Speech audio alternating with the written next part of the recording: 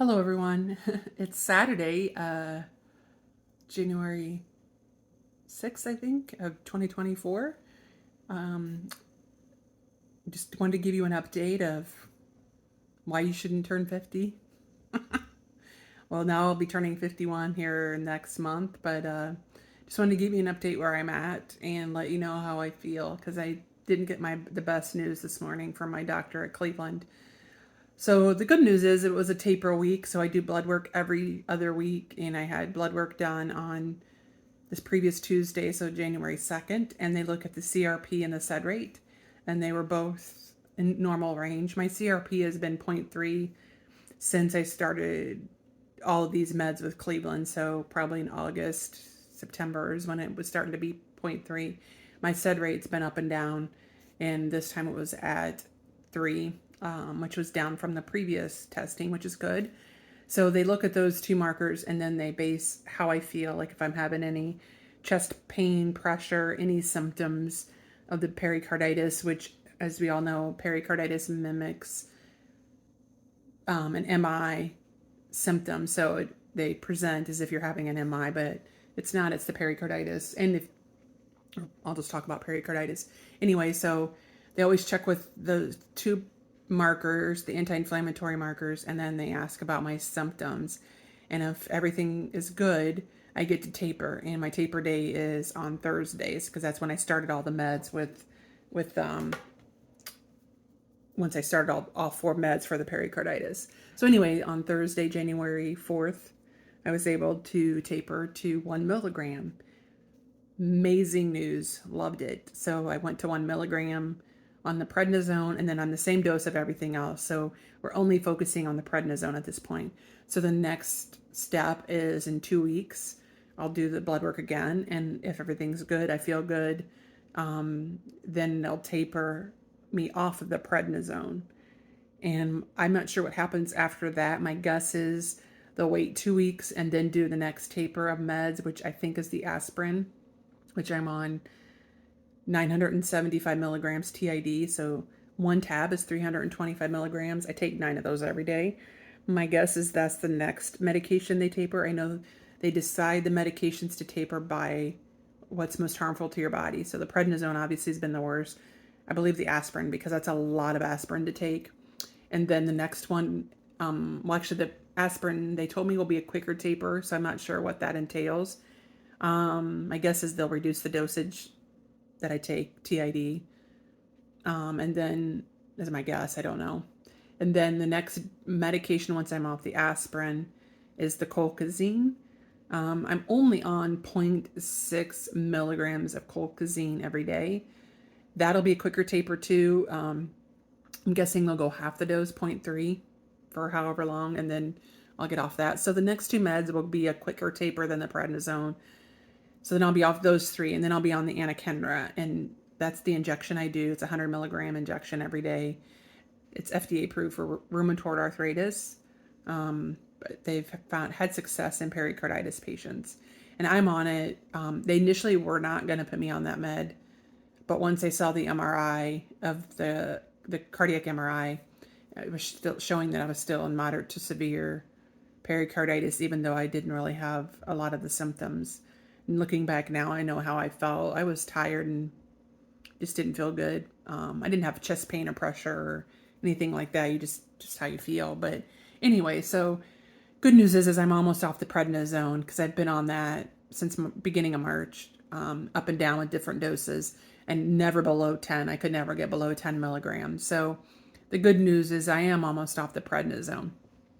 The reason I'm a little sad is because I thought at my appointment that I had with the doctor at Cleveland Clinic, when I was there in July, that was my initial appointment. I thought she had said that I would be able to go back to my workouts once I was off the prednisone. I thought I heard her say, while you're on the prednisone, you can't work out. You have to keep your heart rate at, they prefer 100 or less, but they've given me 110 or less. And I've been focused on getting obviously off all the drugs, but the prednisone because I miss being at the gym. I'm a gym rat and I miss it. So when I got to 1 milligram, I messaged the doctor and said, okay, once I'm off this prednisone, I get to go to the gym and work out, right? And I explained what I do. with working out. I love spin class. I love to run. I love to lift weights. I love all of that stuff. So I thought I was going to be able to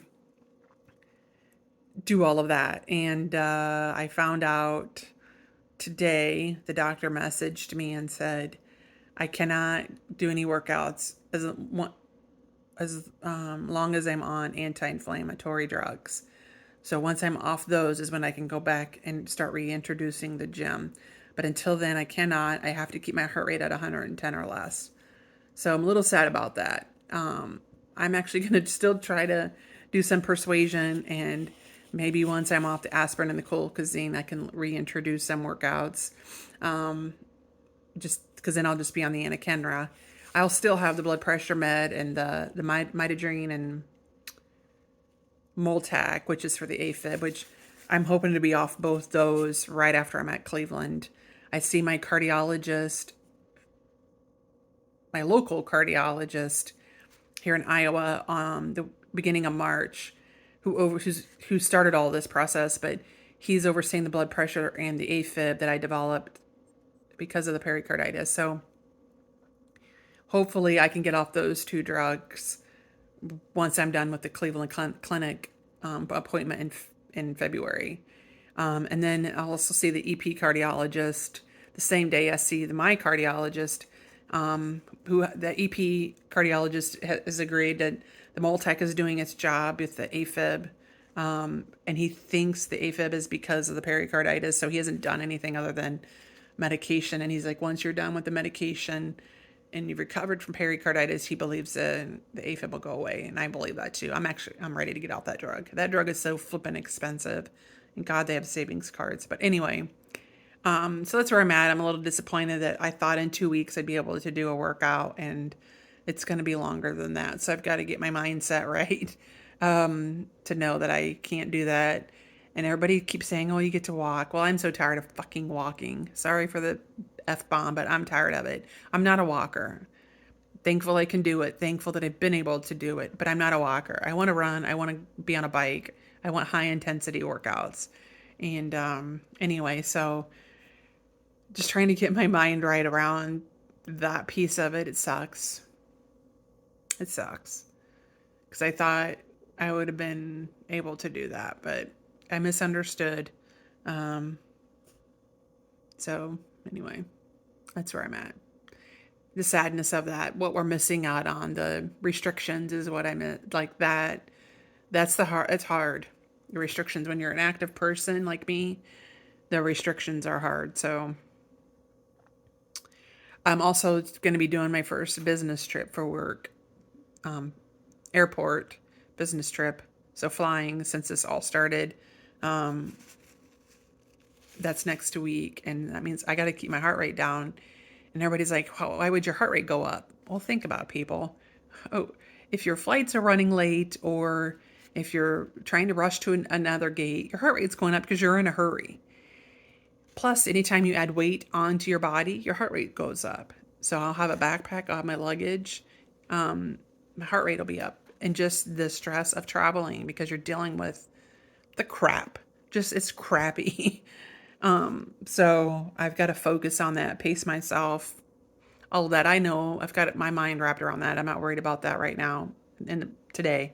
I'll worry about that on the day that it comes. But point of it, me saying this today was I have my first one next week. So hopefully all goes well, and I'll keep you in the loop as how that goes. But I wanted to share where I was at with my prednisone, which is good. I'm close to being done with that. And I'll be having to wait to work out. One thing I would love for any of those med students that are listening is researching about what happens to your voice when you have heart issues or even something like I have with pericarditis, even myocarditis.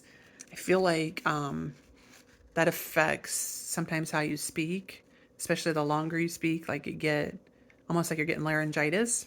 There's something there to that. I've had some clinicians say yes and some say no. So I've tried to research it, and I think I'm not researching the right words or whatnot, but not that it matters.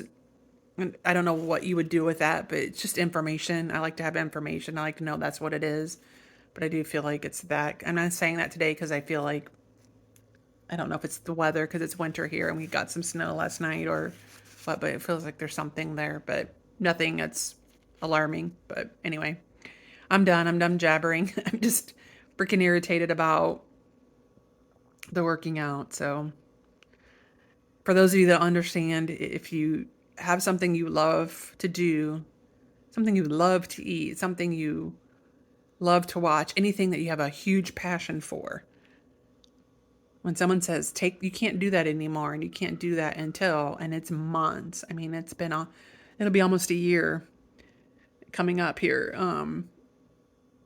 It's tough. So that's where I'm at. Anyway, till next time, don't turn 50. Skip it. Stop it. Whatever you got to do.